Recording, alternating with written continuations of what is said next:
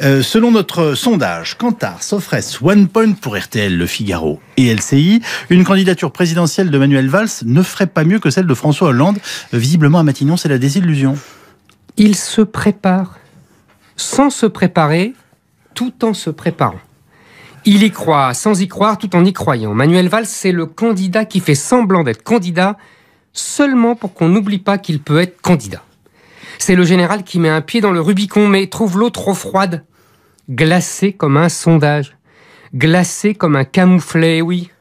Valls nous a fait une hollandite aiguë, dont il n'est pas prêt de se remettre. Il a démontré par l'absurde qu'il n'apportait rien à la gauche au cas où le président renoncerait à se présenter.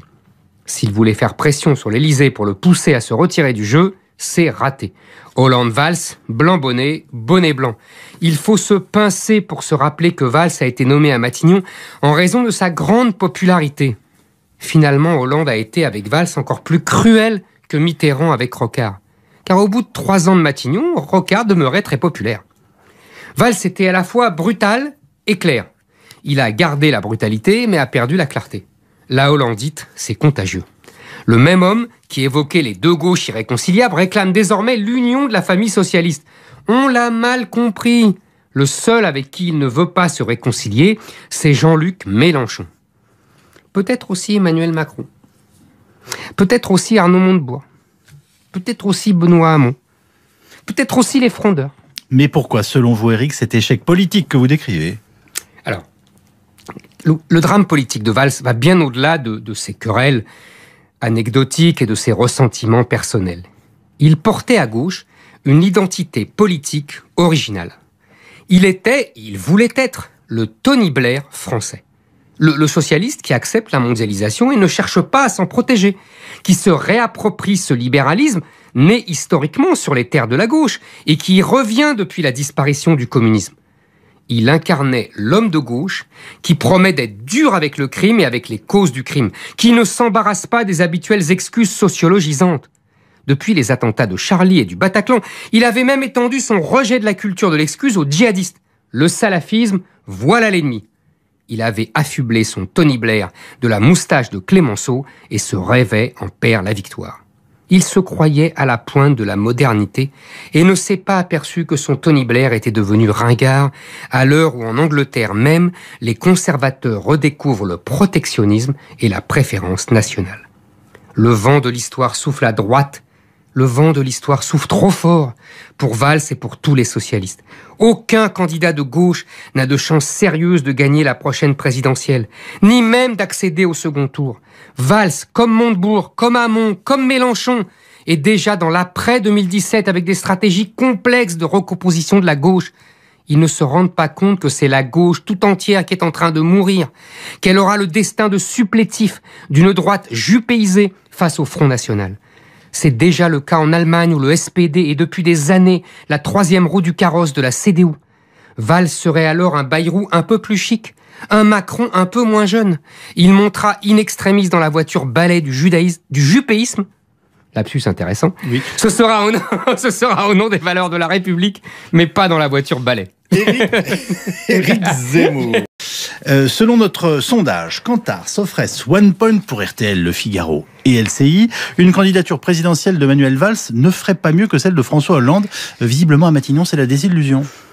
Il se prépare sans se préparer, tout en se préparant.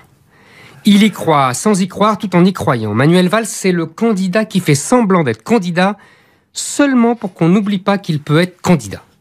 C'est le général qui met un pied dans le Rubicon, mais trouve l'eau trop froide. Glacé comme un sondage.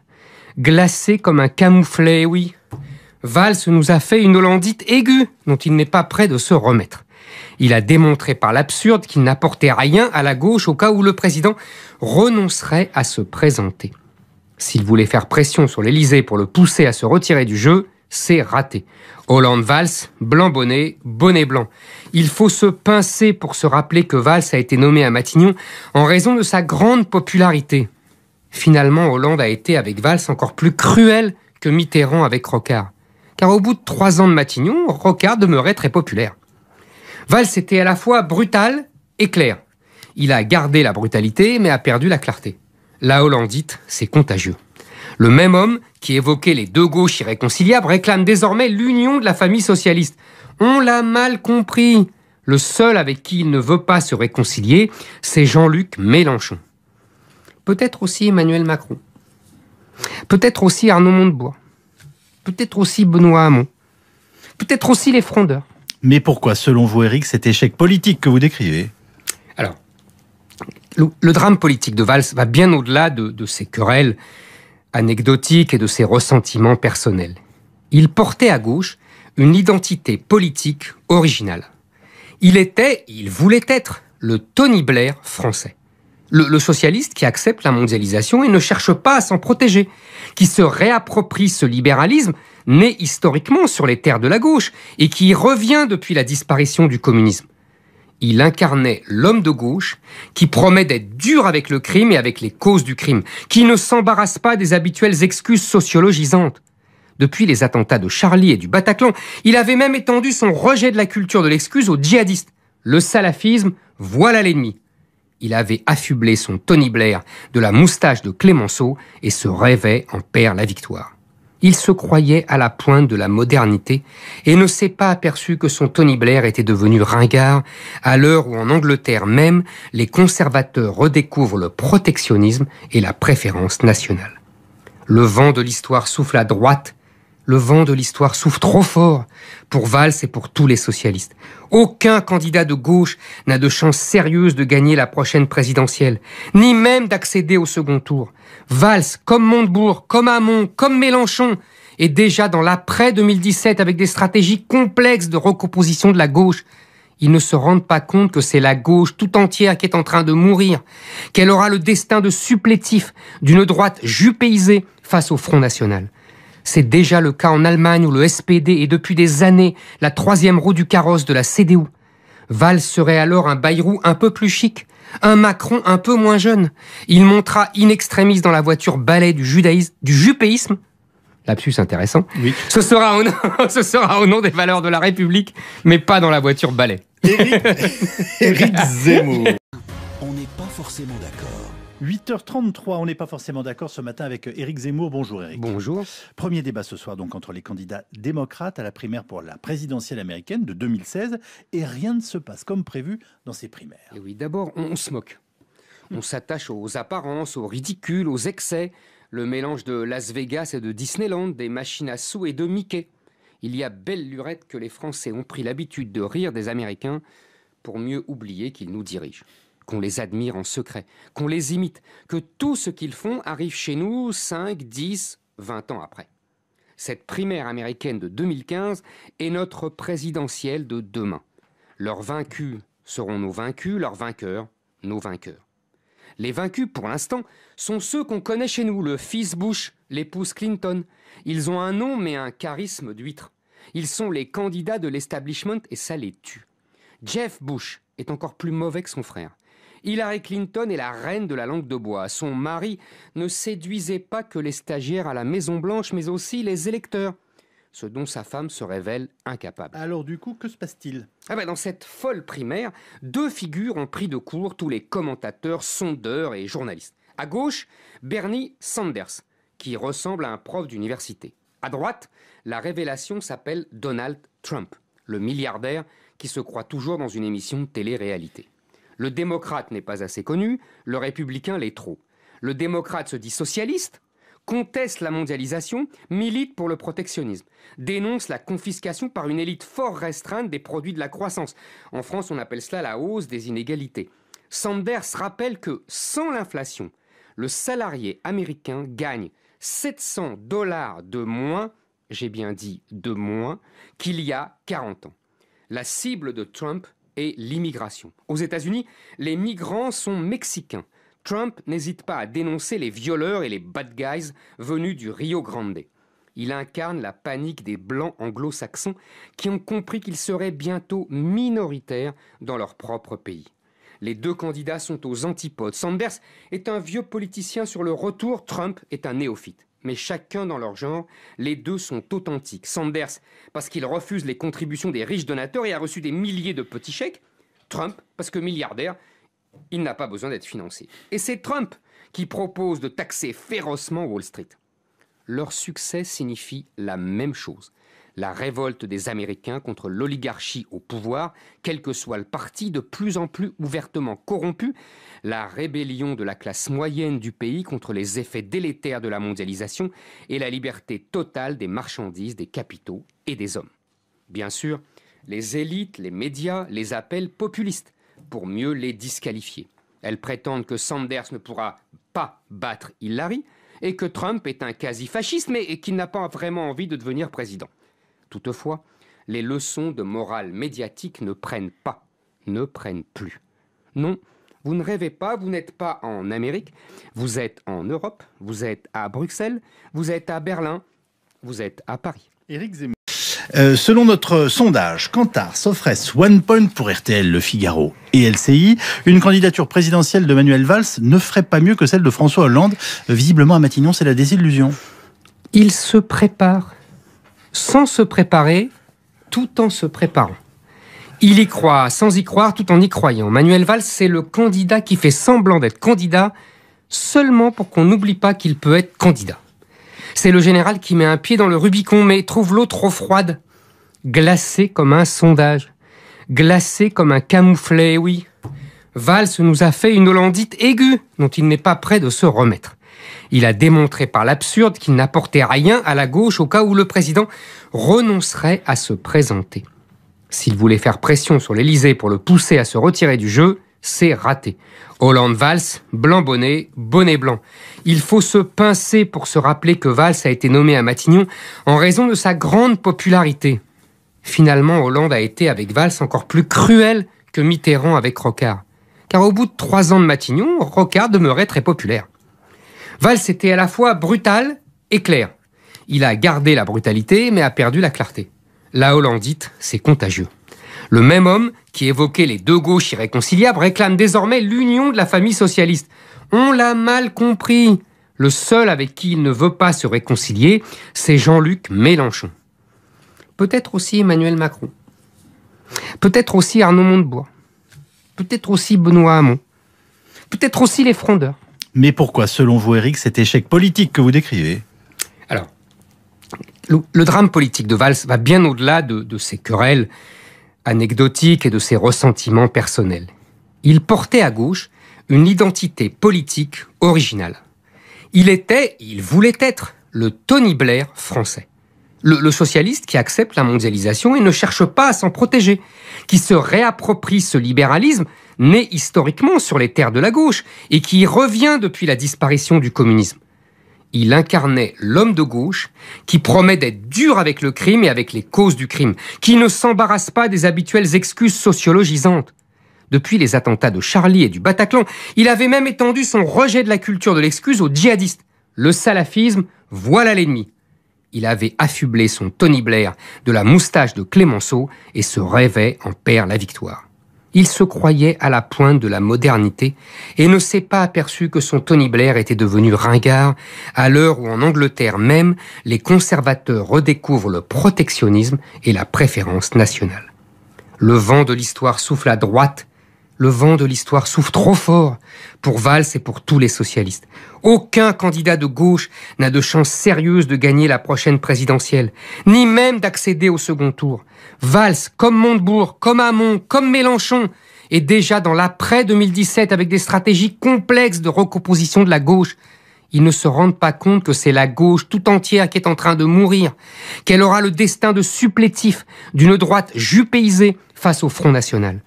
C'est déjà le cas en Allemagne où le SPD est depuis des années la 3e roue du carrosse de la CDU. Valls serait alors un Bayrou un peu plus chic, un Macron un peu moins jeune. Il montera in extremis dans la voiture balai du jupéisme. Lapsus intéressant. Oui. Ce sera au nom des valeurs de la République, mais pas dans la voiture balai. Éric Zemmour. On n'est pas forcément d'accord. 8h33, on n'est pas forcément d'accord ce matin avec Éric Zemmour. Bonjour Éric. Bonjour. Premier débat ce soir donc entre les candidats démocrates à la primaire pour la présidentielle américaine de 2016 et rien ne se passe comme prévu dans ces primaires. Et oui, d'abord, on se moque. On s'attache aux apparences, aux ridicules, aux excès, le mélange de Las Vegas et de Disneyland, des machines à sous et de Mickey. Il y a belle lurette que les Français ont pris l'habitude de rire des Américains pour mieux oublier qu'ils nous dirigent, qu'on les admire en secret, qu'on les imite, que tout ce qu'ils font arrive chez nous 5, 10, 20 ans après. Cette primaire américaine de 2015 est notre présidentielle de demain. Leurs vaincus seront nos vaincus, leurs vainqueurs, nos vainqueurs. Les vaincus, pour l'instant, sont ceux qu'on connaît chez nous, le fils Bush, l'épouse Clinton. Ils ont un nom mais un charisme d'huître. Ils sont les candidats de l'establishment et ça les tue. Jeff Bush est encore plus mauvais que son frère. Hillary Clinton est la reine de la langue de bois. Son mari ne séduisait pas que les stagiaires à la Maison-Blanche, mais aussi les électeurs, ce dont sa femme se révèle incapable. Alors du coup, que se passe-t-il ? Dans cette folle primaire, 2 figures ont pris de court tous les commentateurs, sondeurs et journalistes. À gauche, Bernie Sanders, qui ressemble à un prof d'université. À droite, la révélation s'appelle Donald Trump, le milliardaire qui se croit toujours dans une émission de télé-réalité. Le démocrate n'est pas assez connu, le républicain l'est trop. Le démocrate se dit socialiste, conteste la mondialisation, milite pour le protectionnisme, dénonce la confiscation par une élite fort restreinte des produits de la croissance. En France, on appelle cela la hausse des inégalités. Sanders rappelle que, sans l'inflation, le salarié américain gagne $700 de moins, j'ai bien dit de moins, qu'il y a 40 ans. La cible de Trump est l'immigration. Aux États-Unis, les migrants sont mexicains. Trump n'hésite pas à dénoncer les violeurs et les bad guys venus du Rio Grande. Il incarne la panique des blancs anglo-saxons qui ont compris qu'ils seraient bientôt minoritaires dans leur propre pays. Les 2 candidats sont aux antipodes. Sanders est un vieux politicien sur le retour, Trump est un néophyte. Mais chacun dans leur genre, les 2 sont authentiques. Sanders, parce qu'il refuse les contributions des riches donateurs et a reçu des milliers de petits chèques. Trump, parce que milliardaire, il n'a pas besoin d'être financé. Et c'est Trump qui propose de taxer férocement Wall Street. Leur succès signifie la même chose. La révolte des Américains contre l'oligarchie au pouvoir, quel que soit le parti, de plus en plus ouvertement corrompu, la rébellion de la classe moyenne du pays contre les effets délétères de la mondialisation et la liberté totale des marchandises, des capitaux et des hommes. Bien sûr, les élites, les médias les appellent populistes pour mieux les disqualifier. Elles prétendent que Sanders ne pourra pas battre Hillary et que Trump est un quasi-fasciste mais qu'il n'a pas vraiment envie de devenir président. Toutefois, les leçons de morale médiatique ne prennent plus. Non, vous ne rêvez pas, vous n'êtes pas en Amérique, vous êtes en Europe, vous êtes à Bruxelles, vous êtes à Berlin, vous êtes à Paris. Éric Zemmour. RTL Matin. On n'est pas forcément d'accord. 8h18 en ce vendredi matin, nous sommes ravis de retrouver Éric Zemmour. Bonjour Éric. Bonjour. Et Nicolas Doménac. Bonjour Nicolas. Bonjour. Bienvenue à tous les deux. On va revenir sur une semaine politique chargée, à droite comme à gauche d'ailleurs. On va d'abord commencer par l'Élysée. François Hollande, après la démission d'Emmanuel Macron, peut-il encore être candidat ? Éric Zemmour. Il peut toujours. Non mais plus on est fou, plus on rit. Simplement, on est dans la situation de 2002 en pire. C'est-à-dire qu'il y a tellement de candidats, et en particulier à gauche, et l'espace politique a tellement été réduit à gauche. Je vous rappelle que depuis 4-5 ans, ils sont à 30-35% à la gauche. Tout compris, tout mouillé. Mélenchon compris, on est bien d'accord. Oui. Que personne ne sera au second tour. C'est mathématique. C'est simple. Déjà qu'Hollande n'avait pas beaucoup de chance d'être au second tour. Mais là, s'il y a Montebourg, Macron, les deux ou l'un et l'autre, plus Mélenchon, plus Duflot qui va prendre 1%, et Hollande, personne ne sera au second tour. Nicolas Doménac. Non, il peut se présenter, il va se présenter, il peut, Oui, le président, d'abord il peut trouver comme signe optimiste le fait que Éric Zemmour dise qu'il va être battu, puisque Éric Zemmour avait déjà, je le rappelle toujours, parce qu'on l'oublie trop, qu'il avait prophétisé sa défaite 6 mois avant sa victoire. Ah non, c'est faux. Non. Mais il n'était pas le seul, il y avait Bernard-Henri Lévy, il y en avait quelques autres. La disparition du Parti Socialiste. Ah, mais c'était 2 ans avant. Oui, 2 ans avant. Bon, pardon pour les mois. Mais je maintiens, mais c'est pas pareil. Oui, non, mais sauf le résultat. Il a gagné parce que Sarkozy allait perdre, et ça je le savais. Alors je suis content de vérifier que l'erreur était juste en quelque sorte. Voilà. C'est exactement mais ça. je n'avais que de l'avance. On fera un arbitrage vidéo un peu plus tard. C'est pas la défaite de Hollande, c'est la disparition du PS. Quand les prophètes de malheur se trompent, il est bon de se le rappeler pour dire qu'on peut trouver quelques espoirs. L'histoire n'est pas finie, Nicolas. Ils sont minces, ces espoirs, je vous le concède. Mais il y a quand même des signes d'autres signes qui peuvent le laisser espérer. D'abord, c'est un combattant temps, comme Sarkozy d'ailleurs, ce sont des gens qui y croient toujours. Je veux dire, s'il trouve un trou de souriceau, de vermisseau, de fourmi, il le prendra. Ensuite, et il y croit et il pense depuis le premier jour de son arrivée à l'Élysée. On le sait définitivement depuis cet été. Bien sûr, ensuite on peut pas exclure qu'il y ait quelques résultats, et puis au fond que des gens qui étaient contre lui, Zemmour, il devrait faire le tour du stade en disant bravo François Hollande, il vient de contribuer à faire tomber le TAFTA. Je veux dire, le traité transatlantique que combat Zemmour, il devrait l'appeler des gens comme ça. Non mais ça c'est une parenthèse. Ensuite, le paysage politique, et là je vais aller très vite, je veux dire, si Sarkozy revient, et Sarkozy a des forces, on va le voir peut-être tout à l'heure, qui peuvent le remettre dans le jeu, et bien au fond, et puis la dispersion de la gauche, fait que... Justement, la dispersion de la gauche, ils vont tous être plus bas. Hier, Jean-Pierre Raffarin sur RTL nous disait que François Hollande attendait le résultat de la primaire de la droite et qu'il préférait forcément affronter Nicolas Sarkozy plutôt qu'Alain Juppé. Il a raison, Nicolas Domenach? Oui, bien sûr, c'est un de ses grands espoirs. Il prie tous, d'ailleurs, ils mettent des cierges, même les plus laïcs, à Notre-Dame, pour que, au fond, Sarkozy s'impose. Alors, c'est pas gagné, c'est pas gagné. On peut quand même pas dire que la chance de Hollande, c'est que Sarkozy soit en face de lui. C'est pas la chance, c'est une des chances, parce qu'il y a un rejet qui existe. On voit, au fond, le retour de Sarkozy, on retrouve sa force, mais en même temps, les anticorps qu'il produit, qui ne sont pas rien. Et je terminerai en disant aussi que, cela étant, il y a quand même, et là aussi, on va s'amuser en écoutant Alain Zemmour, parce que... non, mais il y a Alain Juppé en face, et dont Zemmour nous avait dit aussi qu'il devait, au fond, se disperser, dire que c'était rien, que c'était le boboïsme bordelais, et voilà, que ça n'avait aucune existence quasiment électorale. Éric Zemmour. Alors, c'est vrai ça, hein? Oui, attends. Comme d'habitude, tu prends un petit morceau, tu coupes et puis tu fais ta petite sauce. Donc, j'aime bien pouvoir parler à mon nom. Voilà. C'est son charme aussi. Donc, il y a un jeu de rôle entre Sarkozy et Hollande. C'est-à-dire que Hollande a été vainqueur en 2012 parce qu'il y avait Sarkozy en face. Il n'a pas été élu pour lui, il a été élu contre, parce qu'on voulait se débarrasser de Sarkozy. Et aujourd'hui, Hollande et Sarkozy, aujourd'hui, va dire il faut me remettre parce que Hollande a été vraiment un très mauvais président. Il se passe comme ça. En fait, les deux veulent s'affronter, vous pensez, fondamentalement. Mais les deux hommes veulent s'affronter parce qu'au fond, ils savent qu'ils se ressemblent. Ce sont les mêmes. Le même cynisme, le même manque de conviction, le même manque de sincérité, le même sens tactique obsessionnel. La qualité tactique d'ailleurs obsessionnelle, et le même manque de stratégie aussi. Vous voyez, ils se ressemblent énormément.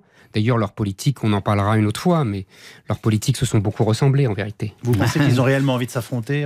Non, qu'ils ont terriblement envie d'une revanche. Alors, Nicolas Sarkozy dit donc qu'il n'est pas habité par l'esprit de revanche. Les meilleurs ennemis, c'est aussi... Oui, c'est un compétiteur vraiment dans l'âme. Je veux dire, il n'a toujours, même les parties de ping-pong, il supportait pas de les perdre quand il était au Club Méditerranée. Que je voulais que ça n'a pas continué. C'est normal ça. Moi aussi, j'aime pas perdre. Oui, mais donc il a envie, il s'est fait battre par un ennemi, un adversaire qu'il avait sous-estimé.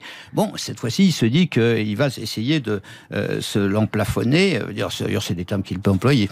On va revenir sur le cas Macron, si je puis dire. Juste une chose, est-ce que la sortie d'Emmanuel Macron, dans tous les sens du terme, oblige, c'est une rumeur depuis quelques jours, oblige le président de la République à annoncer plus tôt sa candidature. Maintenant, on évoque même le fait que ça pourrait avoir lieu jeudi prochain à la Fondation Jean Jaurès et qu'il est obligé d'accélérer le mouvement devant la multiplicité des candidatures et puis le lâchage de son ministre, ex-ministre de l'économie. Un petit mot là-dessus. C'est exactement l'inverse. Je pense que ça le pousse à attendre au fond que de toute façon, François Hollande, il attend que toutes les cartes soient étalées pour essayer de ramasser la mise. Donc plus les gauches se détruiront elles-mêmes, plus il sera en mesure de rassembler. Il se présentera pour sauver la famille socialiste. C'est comme ça que ça se présente. J'ai lu qu'il y avait les deux thèses autour de lui. Oui. J'avoue que les uns le poussent à imiter Mitterrand en 88, vous savez, le plus tard possible. Et puis les autres le poussent à avancer. On verra bien. Mais un dernier mot, si je peux me permettre, Yves Calvi, quand même. Il a une dernière chance que je n'ai pas soulevée, mais face à Éric Zemmour, il faut le faire quand même, parce que sur le fond, il y aura bien quelqu'un qui va incarner au fond le progrès, la revanche contre la Réac Academy qui domine de partout. Même Zemmour fait la couverture du Figaro Magazine, veut dire c'est la charge à nouveau de Zemmour. Sauf que cette charge, elle est partout. D'ailleurs, il est assis. Tu m'as pas lu encore. Il est pas une debout. Fois de plus. Il n'est pas debout. Une fois de plus. Il va y avoir un mouvement qui va se cristalliser au fond. La gauche, c'est le progrès en théorie. Et on l'a pas entendu. Il y a bien un moment où on va l'entendre. Alors, Éric, dans votre chronique d'hier sur l'antenne d'RTL, vous disiez en parlant d'Emmanuel Macron, qu'il était le Robin des Bois des riches, l'homme des grandes métropoles. Nicolas Doménac, que pensez-vous du portrait? Non, mais je pense que c'est incroyable. Moi, je suis pas sûr, et je crois même qu'il ne réussira pas son entreprise parce qu'il ne l'a pas situé assez à gauche. Mais le mépris de Zemmour et des siens pour ce qu'ils appellent les bobos, je veux dire, au fond, ces gens-là n'ont pas le droit d'exister. Les médecins, les architectes, les intérimaires du spectacle. Cette France-là, pour eux, modérée, humaniste, ouverte sur l'étranger, je veux dire, c'est vous, cachez-vous, vous partez, je veux dire, électoralement, vous n'avez pas de consistance. Non, il n'y a qu'une autre France, la France de droite extrême. Voilà, alors celle-là, on la considère, on en parle, on parle même à sa place. Hein, mais ceux-là, vraiment, alors les bobos, c'est l'horreur. J'aimerais bien qu'on ne renverse pas les rôles. Qui méprise l'autre? Quelle est la France qui méprise l'autre France? C'est vous qui méprisez. C'est la France, justement, des grandes métropoles qui a chassé les Français populaires des grandes villes, qui a mis des immigrés à la place comme domestiques et qui, en plus, vient faire la leçon aux Français en leur disant « vous êtes racistes ». Qui méprise l'autre? J'aimerais bien le savoir. Là, il faut arrêter de dire n'importe quoi. En l'occurrence, on parle de stratégie politique et d'incarnation sociologique. Macron incarne absolument cette France qui se veut moderne, qui se veut ouverte sur le monde, comme elle dit, et qui méprise la France populaire qu'elle a chassée, qu'elle a marginalisée et qu'elle a prolétarisée. Voilà le monde que vous nous avez fait et ce monde-là que tu défends depuis 30 ans au nom du soi-disant la gauche et le progrès. Mais laisse-moi rire, Nicolas, laisse-moi rire. C'est toi le baratin.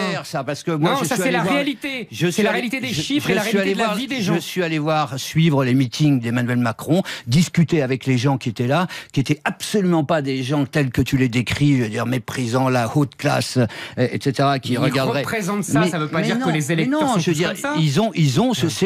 C'est un centre humaniste que tu méprises toi allègrement, mais qui a une consistance. C'est pas pareil. Parce que j'estime qu'il a été catastrophique pour la France.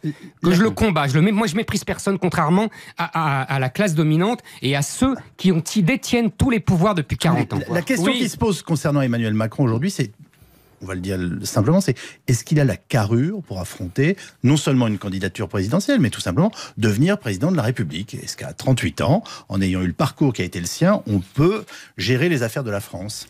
Moi, je ne le crois pas. L'économie numérique. Je ne crois pas parce qu'il n'a pas le. Je crois pas parce qu'il n'a pas le parcours. Il a fait une erreur stratégique fondamentale qui est de ne pas se situer d'abord à l'intérieur de la gauche et reprendre ce courant de la deuxième gauche qui a toujours échoué. Je le confesse, mais qui pourrait réussir un jour. Je veux dire, c'est pour ça que dire qu'ils ont tous les leviers du pouvoir, ça me fait marrer. Idéologiquement, médiatiquement, culturellement, économiquement. Mais je terminerai par là. Ce qu'ils catalyse, ce qu'il rassemble, ça montre bien qu'il y a une France qui veut bouger, qui veut pas pleurer comme Zemmour tout le temps, quoi, sur cette France. La France d'avant, c'était mieux, enfin c'était pieux plutôt. Hein, c'est cette France-là qui veut dire c'est la déploration perpétuelle. Ben, il cherche autre chose. Et ben cette recherche, moi je la suis et je l'encourage. Il est en train de vous dire que vous avez contribué à fabriquer le phénomène Macron d'une certaine façon. Bien sûr. Non. Et je vous demande d'avoir la gentillesse de répondre en quelques mots, Éric. Mais je n'ai rien fabriqué du tout. Macron et comme je l'ai dit dans ma chronique d'hier, les habits neufs de la classe dominante. C'est-à-dire que depuis 40 ans, on nous sort des Macron. Ils se sont appelés Le Canuet il y a 50 ans, ils se sont appelés Michel Rocard, ils se sont appelés d'autres et d'autres. Hein. Et puis Doménac à chaque fois est pour eux. Voilà, c'est tout. Bon, et bien il me reste à vous le dire. Bref. Non mais je suis pour eux. Ils parlent pour moi maintenant. Oui, à chacun son tour. J'ai toujours un petit peu tendance à instrumentaliser l'un et l'autre. C'est ce qui fait le charme de votre couple de travail et du fait que vous affrontiez vos idées avec clarté et intelligence. Je retrouve le premier à ma droite, c'est-à-dire Nicolas Doménac, lundi, et le second à ma gauche, Éric Zemmour, mardi. Merci à tous les deux, on était très heureux de vous avoir pour ce débat d'actualité. Il dénonce l'islamisation de la France et le bilan de François Hollande. Il accepte de s'exprimer sur l'aimant bleu. Nous l'avons rencontré mardi au Beau Rivage de Genève. Bonjour Éric Zemmour. Bonjour. François Hollande a été décoré hier soir du titre d'homme d'État de l'année, c'est mérité? On ne sait pas si on doit en rire ou en pleurer, quoi. C'est un peu dérisoire. On ne sait pas d'ailleurs quel est ce club qui a remis ce titre. Enfin, tout ça ne veut rien dire. Tout ça est. On est dans la dérision, quoi. Homme d'État de l'année, pourquoi pas champion du 100 mètres nage libre. Non, mais c'est vrai, c'est n'importe quoi, quoi. Donc bon, pourquoi pas. Ça lui fait plaisir au moins. Votre livre Un quinquennat pour rien, pourquoi ne pas l'avoir appelé finalement Des quinquennats pour rien? Alors là, vous touchez juste parce qu'on a songé à l'appeler encore un quinquennat pour rien. Donc vous voyez, vous n'étiez pas loin. Effectivement, on pourrait même dire, ça demanderait une réflexion presque institutionnelle, et moi qui ai voté contre la suppression du septennat, on pourrait même dire que depuis qu'il y a des quinquennats, les présidents ne servent plus à rien. Il y a sans doute un lien. Parce que ça les transforme en Premier ministre, parce que c'est depuis le temps que l'Union européenne prend de plus en plus de compétences, etc. Enfin, la discussion serait trop longue, mais effectivement, on aurait pu titrer rien que des quinquennats pour rien, ou etc., etc.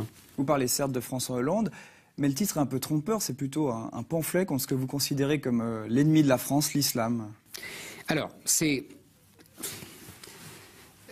les deux choses. En fait, vous avez vu, il y a un bandeau qui est chronique de la guerre de civilisation. En fait, on a voulu faire deux choses. Peut-être qu'on a été trop ambitieux, mais ce qu'on voulait montrer, c'est, avec l'éditeur, on a songé à ne publier que le texte d'origine, le texte de préambule, qui aurait pu faire un livre à soi tout seul. On a voulu donner plus aux gens et donner à la fois les chroniques sur quasiment tout le quinquennat et en même temps ce texte qui est une espèce de mise en perspective des années qu'on vient de vivre. Vous avez tout à fait raison, ce texte se suffit à lui-même. Et c'est un texte qui est d'ailleurs intitulé La France au défi de l'islam et qui explique justement en quoi la France est mise au défi par l'islam, non pas l'islamisme, non pas l'islamisme radical, tous ces mots qui ont été inventés pour dissimuler la réalité et pour fausser le diagnostic. Mais si on regarde, vous écrivez, l'islam est incompatible avec la laïcité, avec la démocratie, avec la république laïque. L'islam est incompatible avec la France. Oui. On fait quoi? On interdit l'islam? C'est très simple. L'islam est incompatible, je peux vous détailler. L'islam est incompatible avec la laïcité parce que l'islam n'a jamais connu la laïcité, ne connaît pas la séparation entre le privé et le public, entre l'État et la religion. Première étape. L'islam est incompatible avec la démocratie parce qu'il estime que l'autorité et le pouvoir vient de Dieu.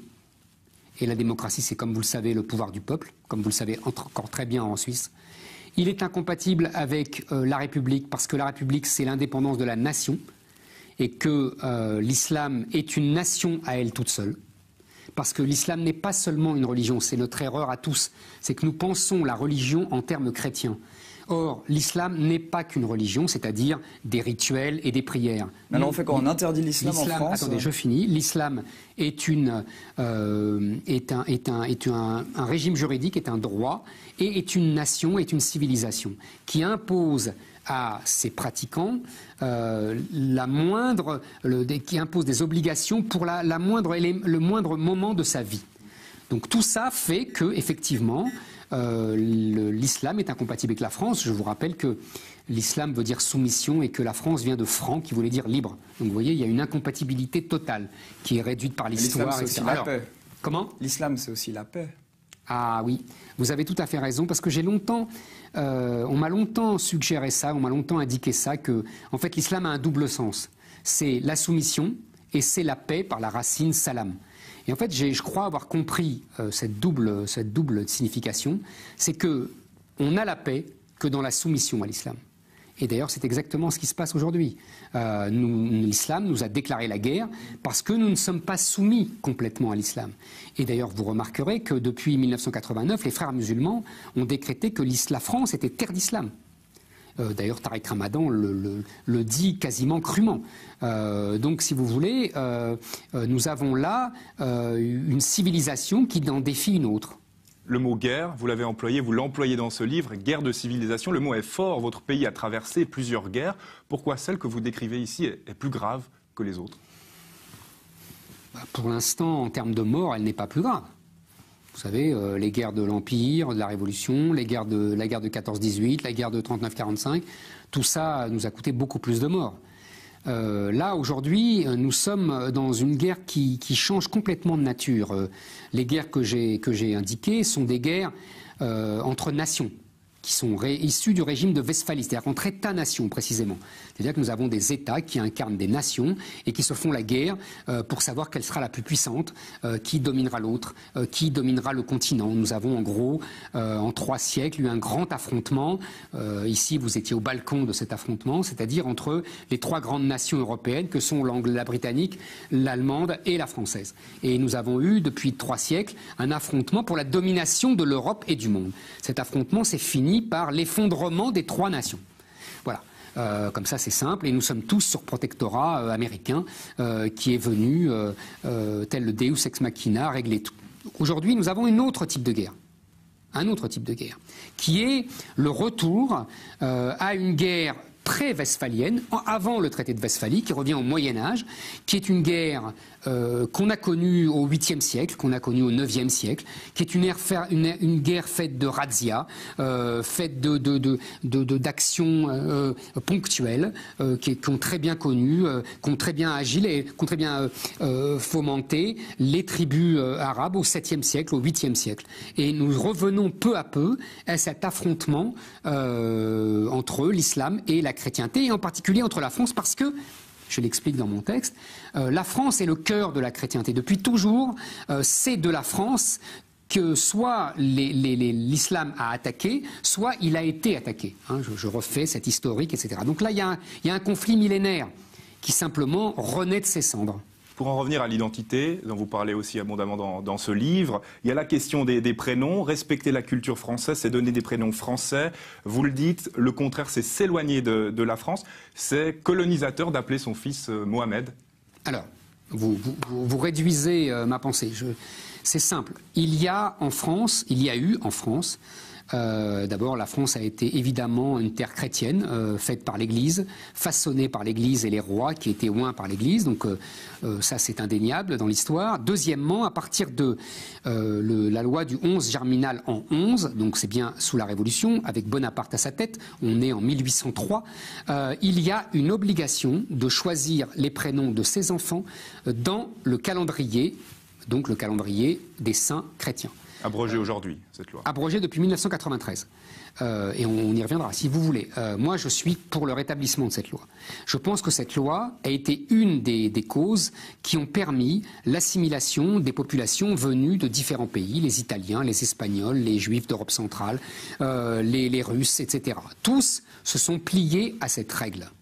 Il n'y avait pas de police des prénoms, comme l'a dit un homme politique français. Il y avait simplement une pratique et avec la volonté des populations étrangères de s'assimiler au corps du peuple français et de montrer que leurs enfants participeraient et deviendraient partie intégrante, s'agrégeraient à ce peuple français dans son histoire millénaire.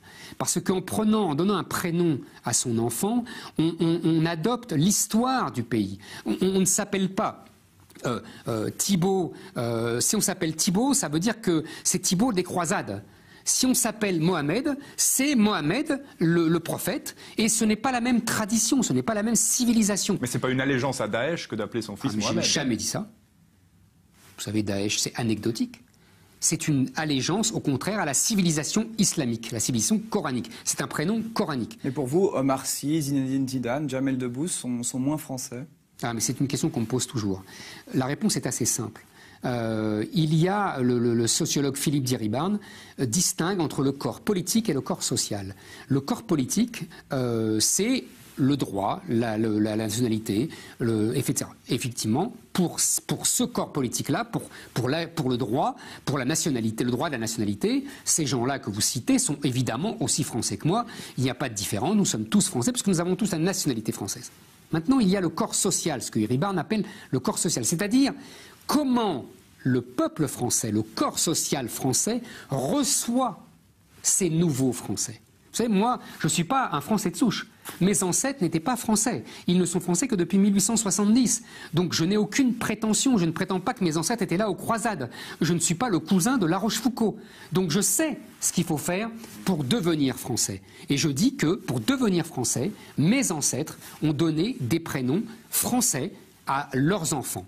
Et que c'est comme ça qu'on a été mieux acceptés, pas toujours facilement, hein, parce que c'est pas toujours facile, mais on a été mieux acceptés par le peuple français. Et ce que je dis, c'est que ces gens-là, en donnant à leurs enfants Zinedine, Omar, etc., vous voyez, ils sont pas ostracisés, hein, ils ont eu des carrières brillantes, qui sont dues à leur qualité, mais qui sont dues aussi à l'accueil des Français, à la qualité des services publics français. Hein. Donc tous ces gens-là ne sont pas martyrisés, mais je dis que effectivement, c'est un signe de désaffiliation française. C'est tout ce que je dis. On est en Suisse. Ici, la part de musulmans est environ de 5%. En France, selon des études, elle est à 6-7%. Pourtant, comment on explique que chez nous ça va et pas chez vous, visiblement, alors que la proportion est similaire? Parce que je pense qu'elle n'est pas similaire d'abord. Je pense que les chiffres sont faux en France. Les chiffres donnés sont faux. Nous avons un institut de l'INED qui passe son temps à donner des chiffres rassurants. Je n'en dirai pas plus. Donc je pense que les chiffres sont faux. Et deuxièmement, je pense que nous avons... donc il y a beaucoup plus de musulmans en France. Nous avons la première communauté musulmane d'Europe. Et en plus, nous avons une tradition en France qui est l'assimilation. C'est ce que je vous expliquais pour le corps politique et le corps social. Est-ce que c'est une erreur d'avoir voulu assimiler? Écoutez, ce n'est pas une erreur, c'est ce qui a fait le génie de la France. Vous savez, l'historien Fernand Braudel disait l'assimilation a permis l'intégration en douceur de générations d'étrangers. Et si on vous écoute, ça ne fonctionne plus en France maintenant? Ça ne fonctionne plus pour deux raisons, mais je l'explique. La première, c'est que les élites françaises y ont renoncé. Justement, ils ont aboli la loi de 1993, par exemple, de Germinal 11 en 1993. On n'a pas de telle loi en Suisse. Hein. Non, mais oui, mais vous avez tort. C'est une très bonne loi. C'est vraiment une excellente loi. Et deuxièmement, parce que justement, l'islam n'est pas une simple religion, qu'elle est une civilisation, qu'elle est une nation, et que donc nous voyons petit à petit l'émergence d'un peuple dans le peuple, qui a d'autres références, qui a d'autres héros, qui a d'autres cultures, qui a d'autres modes de vie, et qui impose tout cela dans des territoires de plus en plus nombreux et importants. Et le problème français, il est fondamentalement là, au-delà de Daesh, qui est une résultante. Les attentats et ce que j'appelle la conflagration sont une résultante de ce que j'ai appelé l'invasion, c'est-à-dire les flux migratoires, et la colonisation, c'est-à-dire ce refus de s'intégrer et au contraire d'imposer son mode de vie. Parlons peut-être un peu de la Suisse. Est-ce que vous aimez la Suisse, Éric Zemmour? J'aime beaucoup la Suisse, je connais mal, bien sûr. Vous savez, pour moi la Suisse, c'était enfant, j'allais faire du ski en Suisse, donc je découvrais le chocolat blanc. Donc vous voyez, c'est vieux. Maintenant, aujourd'hui, ce que j'aime en Suisse, c'est surtout sa démocratie directe.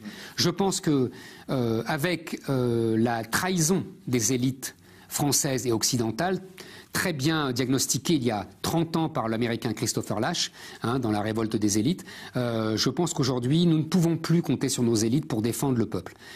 C'est pour ça d'ailleurs que le peuple se révolte, c'est ce que les élites appellent avec mépris le populisme, mais c'est la seule façon qu'a trouvé le peuple d'essayer de défendre son art de vivre. Et donc il n'y a plus que la démocratie directe pour défendre le mode de vie du peuple. En France, personne ne semble être capable de répondre à vos attentes. Même Marine Le Pen est trop à gauche, c'est ça? Nous sommes dans une impasse politique en France. Nous sommes dans une impasse politique. C'est-à-dire qu'il n'y a pas de majorité politique pour défendre et pour incarner la majorité sociologique et idéologique qui se devient évidente et dont je suis une des expressions.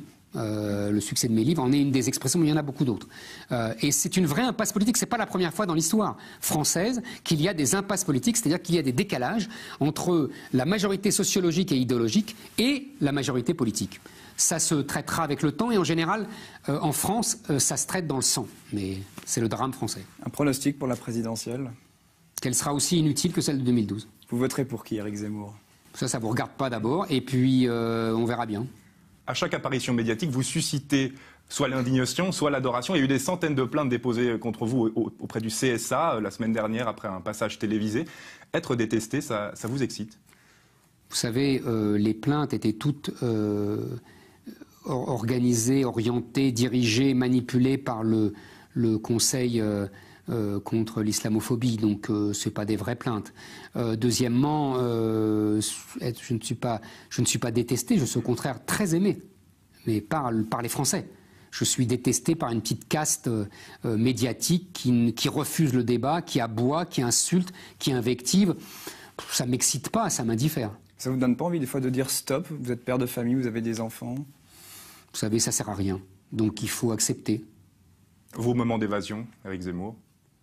Entre autres la littérature française. On rappelle votre livre, Un quinquennat pour rien. Merci beaucoup, Éric Zemmour, d'avoir choisi Les Mains Bleues. Merci à vous. Retour. Selon notre sondage, Kantar, Sofresse, OnePoint pour RTL, Le Figaro et LCI, une candidature présidentielle de Manuel Valls ne ferait pas mieux que celle de François Hollande. Visiblement à Matignon, c'est la désillusion. Il se prépare sans se préparer, tout en se préparant. Il y croit sans y croire, tout en y croyant. Manuel Valls, c'est le candidat qui fait semblant d'être candidat seulement pour qu'on n'oublie pas qu'il peut être candidat.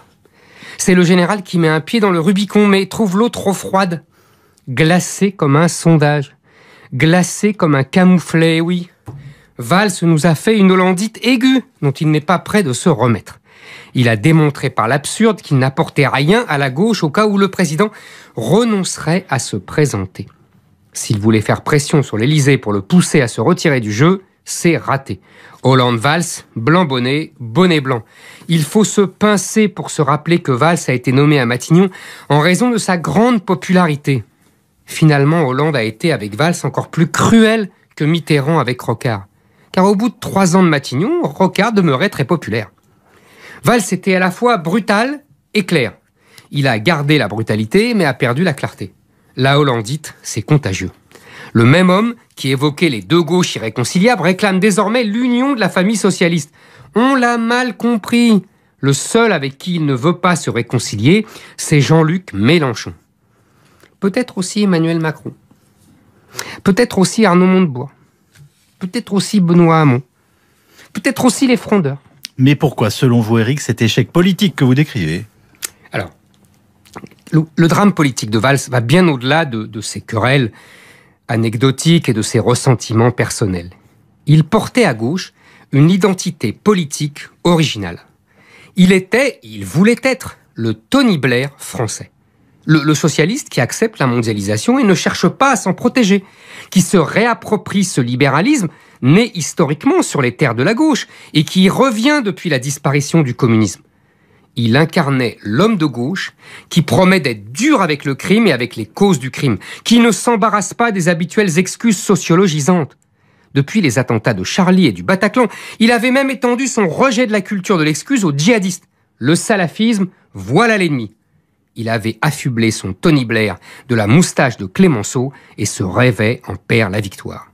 Il se croyait à la pointe de la modernité et ne s'est pas aperçu que son Tony Blair était devenu ringard à l'heure où en Angleterre même, les conservateurs redécouvrent le protectionnisme et la préférence nationale. Le vent de l'histoire souffle à droite, le vent de l'histoire souffle trop fort pour Valls et pour tous les socialistes.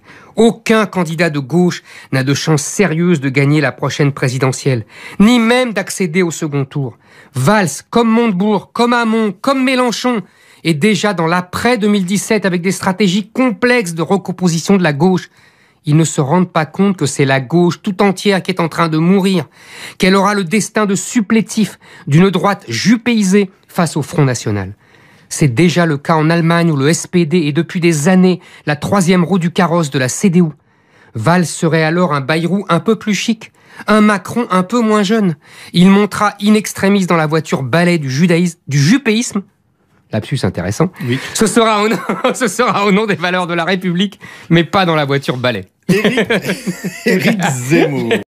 Selon notre sondage, Kantar, Sofresse, OnePoint pour RTL, Le Figaro et LCI, une candidature présidentielle de Manuel Valls ne ferait pas mieux que celle de François Hollande. Visiblement à Matignon, c'est la désillusion. Il se prépare sans se préparer, tout en se préparant. Il y croit sans y croire, tout en y croyant. Manuel Valls, c'est le candidat qui fait semblant d'être candidat seulement pour qu'on n'oublie pas qu'il peut être candidat. C'est le général qui met un pied dans le Rubicon, mais trouve l'eau trop froide, glacée comme un sondage, glacée comme un camouflet, oui. Valls nous a fait une hollandite aiguë dont il n'est pas prêt de se remettre.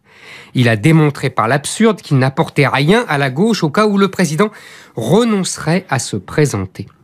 S'il voulait faire pression sur l'Élysée pour le pousser à se retirer du jeu, c'est raté. Hollande-Valls, blanc-bonnet, bonnet blanc. Il faut se pincer pour se rappeler que Valls a été nommé à Matignon en raison de sa grande popularité. Finalement, Hollande a été avec Valls encore plus cruel que Mitterrand avec Rocard. Car au bout de 3 ans de Matignon, Rocard demeurait très populaire. Valls était à la fois brutal et clair. Il a gardé la brutalité, mais a perdu la clarté. La hollandite, c'est contagieux.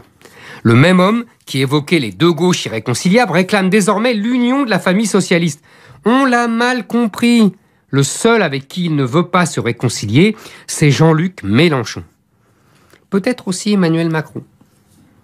Peut-être aussi Arnaud Montebourg. Peut-être aussi Benoît Hamon. Peut-être aussi les frondeurs. Mais pourquoi, selon vous, Éric, cet échec politique que vous décrivez? Alors, le drame politique de Valls va bien au-delà de ses querelles anecdotiques et de ses ressentiments personnels. Il portait à gauche une identité politique originale. Il voulait être le Tony Blair français. Le socialiste qui accepte la mondialisation et ne cherche pas à s'en protéger, qui se réapproprie ce libéralisme né historiquement sur les terres de la gauche et qui y revient depuis la disparition du communisme. Il incarnait l'homme de gauche qui promet d'être dur avec le crime et avec les causes du crime, qui ne s'embarrasse pas des habituelles excuses sociologisantes. Depuis les attentats de Charlie et du Bataclan, il avait même étendu son rejet de la culture de l'excuse aux djihadistes. Le salafisme, voilà l'ennemi. Il avait affublé son Tony Blair de la moustache de Clémenceau et se rêvait en père la victoire. Il se croyait à la pointe de la modernité et ne s'est pas aperçu que son Tony Blair était devenu ringard à l'heure où en Angleterre même, les conservateurs redécouvrent le protectionnisme et la préférence nationale. Le vent de l'histoire souffle à droite. Le vent de l'histoire souffle trop fort pour Valls et pour tous les socialistes. Aucun candidat de gauche n'a de chance sérieuse de gagner la prochaine présidentielle, ni même d'accéder au second tour. Valls, comme Montebourg, comme Hamon, comme Mélenchon, est déjà dans l'après-2017 avec des stratégies complexes de recomposition de la gauche. Ils ne se rendent pas compte que c'est la gauche tout entière qui est en train de mourir, qu'elle aura le destin de supplétif d'une droite jupéisée face au Front National. C'est déjà le cas en Allemagne où le SPD est depuis des années la troisième roue du carrosse de la CDU. Valls serait alors un Bayrou un peu plus chic, un Macron un peu moins jeune. Il montera in extremis dans la voiture balai du jupéisme. Lapsus intéressant. Oui. Ce sera au nom des valeurs de la République, mais pas dans la voiture balai. Éric Zemmour. On n'est pas forcément d'accord. 8h33, on n'est pas forcément d'accord ce matin avec Éric Zemmour. Bonjour Éric. Bonjour.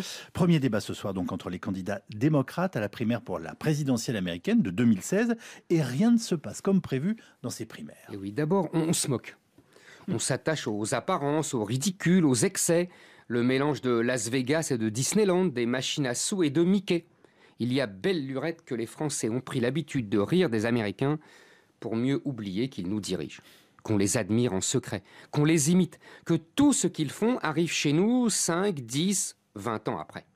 Cette primaire américaine de 2015 est notre présidentielle de demain. Leurs vaincus seront nos vaincus, leurs vainqueurs, nos vainqueurs. Les vaincus, pour l'instant, sont ceux qu'on connaît chez nous, le fils Bush, l'épouse Clinton. Ils ont un nom mais un charisme d'huître. Ils sont les candidats de l'establishment et ça les tue. Jeff Bush est encore plus mauvais que son frère. Hillary Clinton est la reine de la langue de bois. Son mari ne séduisait pas que les stagiaires à la Maison-Blanche, mais aussi les électeurs, ce dont sa femme se révèle incapable. Alors du coup, que se passe-t-il ? Dans cette folle primaire, deux figures ont pris de court tous les commentateurs, sondeurs et journalistes. À gauche, Bernie Sanders, qui ressemble à un prof d'université. À droite, la révélation s'appelle Donald Trump, le milliardaire qui se croit toujours dans une émission de télé-réalité. Le démocrate n'est pas assez connu, le républicain l'est trop. Le démocrate se dit socialiste, conteste la mondialisation, milite pour le protectionnisme, dénonce la confiscation par une élite fort restreinte des produits de la croissance. En France, on appelle cela la hausse des inégalités. Sanders rappelle que, sans l'inflation, le salarié américain gagne $700 de moins, j'ai bien dit de moins, qu'il y a 40 ans. La cible de Trump est l'immigration. Aux États-Unis, les migrants sont mexicains. Trump n'hésite pas à dénoncer les violeurs et les bad guys venus du Rio Grande. Il incarne la panique des blancs anglo-saxons qui ont compris qu'ils seraient bientôt minoritaires dans leur propre pays. Les deux candidats sont aux antipodes. Sanders est un vieux politicien sur le retour, Trump est un néophyte. Mais chacun dans leur genre, les deux sont authentiques. Sanders, parce qu'il refuse les contributions des riches donateurs et a reçu des milliers de petits chèques. Trump, parce que milliardaire, il n'a pas besoin d'être financé. Et c'est Trump qui propose de taxer férocement Wall Street. leur succès signifie la même chose. La révolte des Américains contre l'oligarchie au pouvoir, quel que soit le parti, de plus en plus ouvertement corrompu, la rébellion de la classe moyenne du pays contre les effets délétères de la mondialisation et la liberté totale des marchandises, des capitaux et des hommes. Bien sûr, les élites, les médias les appellent populistes pour mieux les disqualifier. Elles prétendent que Sanders ne pourra pas battre Hillary et que Trump est un quasi-fasciste, mais qu'il n'a pas vraiment envie de devenir président. Toutefois, les leçons de morale médiatique ne prennent plus. Non, vous ne rêvez pas, vous n'êtes pas en Amérique, vous êtes en Europe, vous êtes à Bruxelles, vous êtes à Berlin, vous êtes à Paris. Éric Zemmour. Selon notre sondage, Kantar s'offrait One Point pour RTL, Le Figaro et LCI, une candidature présidentielle de Manuel Valls ne ferait pas mieux que celle de François Hollande. Visiblement, à Matignon, c'est la désillusion. Il se prépare sans se préparer, tout en se préparant. Il y croit sans y croire, tout en y croyant. Manuel Valls, c'est le candidat qui fait semblant d'être candidat seulement pour qu'on n'oublie pas qu'il peut être candidat. C'est le général qui met un pied dans le Rubicon, mais trouve l'eau trop froide, glacée comme un sondage, glacée comme un camouflet, oui. Valls nous a fait une hollandite aiguë, dont il n'est pas prêt de se remettre. Il a démontré par l'absurde qu'il n'apportait rien à la gauche au cas où le président renoncerait à se présenter. S'il voulait faire pression sur l'Élysée pour le pousser à se retirer du jeu, c'est raté. Hollande-Valls, blanc-bonnet, bonnet blanc. Il faut se pincer pour se rappeler que Valls a été nommé à Matignon en raison de sa grande popularité. Finalement, Hollande a été avec Valls encore plus cruel que Mitterrand avec Rocard. Car au bout de 3 ans de Matignon, Rocard demeurait très populaire. Valls était à la fois brutal et clair. Il a gardé la brutalité, mais a perdu la clarté. La hollandite, c'est contagieux. Le même homme qui évoquait les deux gauches irréconciliables réclame désormais l'union de la famille socialiste. On l'a mal compris. Le seul avec qui il ne veut pas se réconcilier, c'est Jean-Luc Mélenchon. Peut-être aussi Emmanuel Macron. Peut-être aussi Arnaud Montebourg. Peut-être aussi Benoît Hamon. Peut-être aussi les frondeurs. Mais pourquoi, selon vous, Éric, cet échec politique que vous décrivez? Alors, le drame politique de Valls va bien au-delà de ses querelles anecdotiques et de ses ressentiments personnels. Il portait à gauche une identité politique originale. Il voulait être le Tony Blair français. Le socialiste qui accepte la mondialisation et ne cherche pas à s'en protéger, qui se réapproprie ce libéralisme né historiquement sur les terres de la gauche et qui y revient depuis la disparition du communisme. Il incarnait l'homme de gauche qui promet d'être dur avec le crime et avec les causes du crime, qui ne s'embarrasse pas des habituelles excuses sociologisantes.